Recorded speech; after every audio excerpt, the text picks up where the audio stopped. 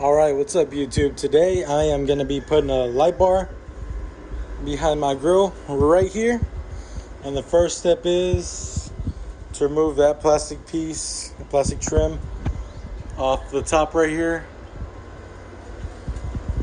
As you can see there, the holes where it goes is just some little push pins.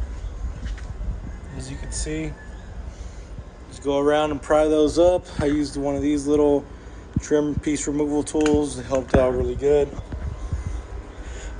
Let me try to take this apart. All I know is there's 4 10 mils up here. 1, 2, 3, and 4. You remove those. This 7 mil right here, and then the one right here. So this little plastic piece could come off.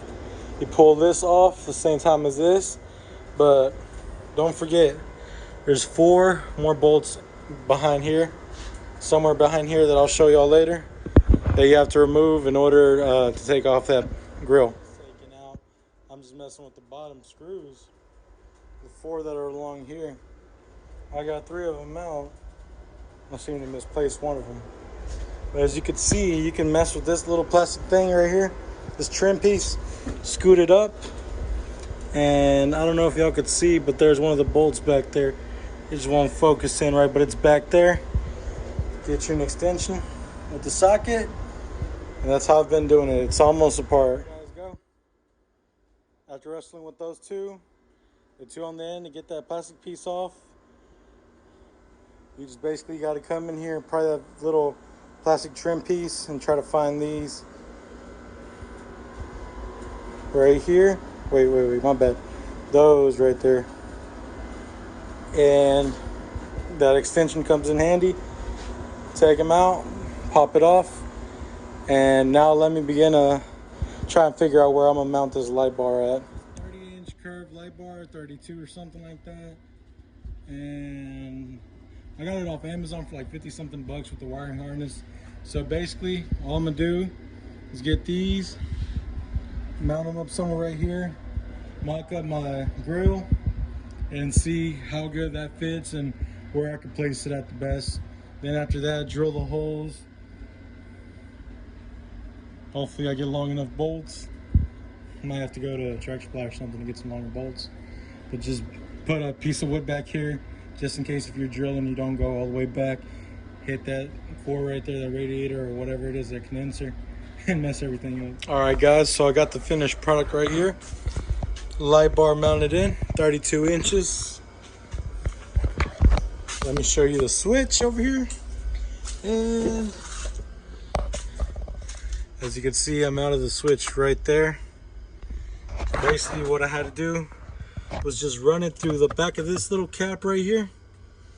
Take that off, pop it off, zip tie it up, run it through right here. You got plenty of room. Oh, let me pop it real quick.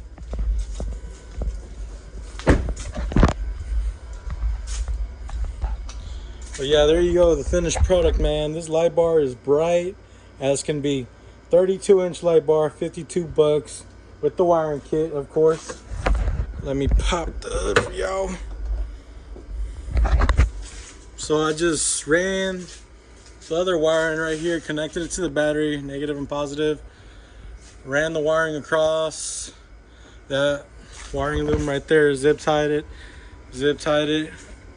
Sorry about the engine bay looking kind of dirty. I mean, I live through dirt roads, so you know. And as you can see, right down here, I poked a hole right there with the little razor blade, and I fed it through there in order to have my switch over there. But yeah guys, that's pretty much it. This light bar is pretty bright. Check it out. $52 and some change on Amazon. She lights up the night, I'll tell you that for sure. A good little light bar. Make sure to like and subscribe, guys. I'm trying to get to 1,000 followers. Once I get 1,000 followers, I can start getting paid to make YouTube videos again like I used to. Once I get that going, I'll make more content for y'all guys. Like I said, hope y'all like my video. There you go.